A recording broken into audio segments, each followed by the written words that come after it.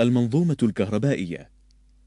تعتبر المنظومة الكهربائية الجزء المكمل لجميع المنظومات الميكانيكية في السيارة، فبدون هذه المنظومة لا تتمكن العديد من الأنظمة الميكانيكية من إتمام عملها أو حتى البدء بالعمل في بعض الأوقات. ومن أهمها على الإطلاق المحرك، الذي لا يتحرك ولا يعمل إذا لم تزود شمعات الاحتراق فيه بالطاقة الكهربائية اللازمة لإعطاء شرارة الاشتعال. والسؤال الآن هو: كيف تعمل هذه المنظومة؟ تستمد هذه المنظومة طاقتها الابتدائية قبل بدء عمل المحرك من المركم الرصاصي. هذا المركم يحتوي على مجموعة من الألواح الموجبة والسالبة المصنوعة من مادتي الرصاص والأنتيموم.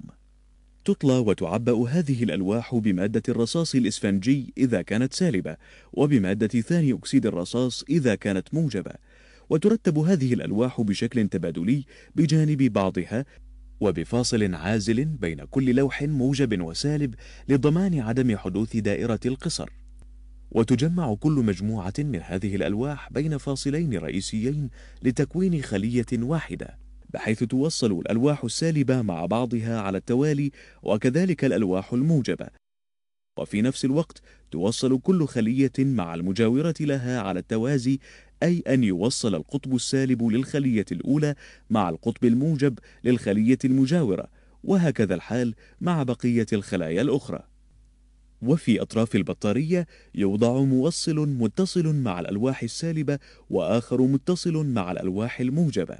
هذان الموصلان يمثلان قطبي البطارية الموجب والسالب.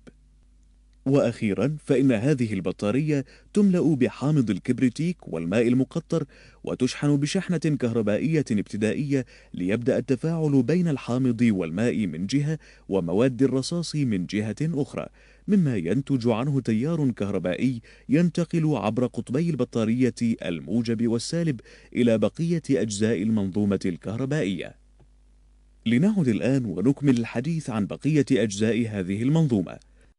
تقوم هذه البطارية أو المركم بتغذية جميع أجزاء السيارة بالطاقة الكهربائية عندما يكون المحرك متوقفا عن العمل، وتقوم أيضا بإعطاء الطاقة الكهربائية اللازمة لبدء تشغيل المحرك، بالإضافة إلى إعطاء شمعات الاحتراق الطاقة اللازمة لإعطاء الشرارة الكهربائية. إذن فهذا يعني أن الطاقة الكهربائية سوف تنفد من المركم إذا لم يتم تعويضها. هنا يأتي دور المولد الكهربائي لتأدية هذه المهمة. يحتوي هذا المولد على محور معدني مثبت عليه مجموعة من الملفات، ومثبت على هذه الملفات قطع معدنية طولية، ويحتوي أيضا على مجموعة من الملفات المثبتة على جسم المولد من الداخل. ويثبت هذا المولد على أحد جوانب المحرك، بحيث يستمد طاقته الدورانية من دوران عمود المرفق، وذلك عن طريق هذه الأحزمة المسننة. وعندما يسري التيار القادم من البطارية عبر ملفات المولد الخارجية، يتكون مجال مغناطيسي حولها، وعندما يبدأ المحرك بالعمل يبدأ محور المولد وملفاته بالدوران، مما يؤدي إلى أن تقطع هذه الملفات المجال المغناطيسي المتكون حول الملفات الخارجية، فينتج عن هذه العملية تكون قوة كهربائية في الملفات المثبتة على محور المولد. هذه القوة تنتقل عبر الفراشي إلى خارج المولد، ومن ثم إلى بقية أجزاء المنظومة الكهربائية. وبالطبع فإن كمية الطاقة الكهربائية التي يولدها المولد تكون أكبر بكثير من كمية الطاقة التي يستمدها من البطارية، مما يعني محافظة البطارية على قوتها وطاقتها. وكلما ازدادت سرعة المحرك في الدوران زادت سرعة المولد، مما يعني ازدياد كمية الكهرباء الناتجة. لذلك أوجد منظم التيار الكهربائي ليقوم بالمحافظة على ثبات فولتية الطاقة الكهربائية الناتجة عن المولد. نستخلص من هذا أن البطارية تمثل دائما المصدر الابتدائي لأجهزة السيارة، أما بعد بدء عمل المحرك فينضم المولد جنبا إلى جنب مع البطارية لتوليد الطاقة الكهربائية.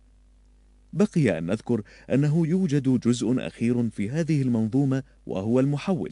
هذا المحول يقوم بمضاعفة الطاقة الكهربائية الداخلة إليه، ومن ثم يوصلها إلى الموزع الذي يقوم بدوره بإيصال هذه الطاقة إلى شمعات الاحتراق.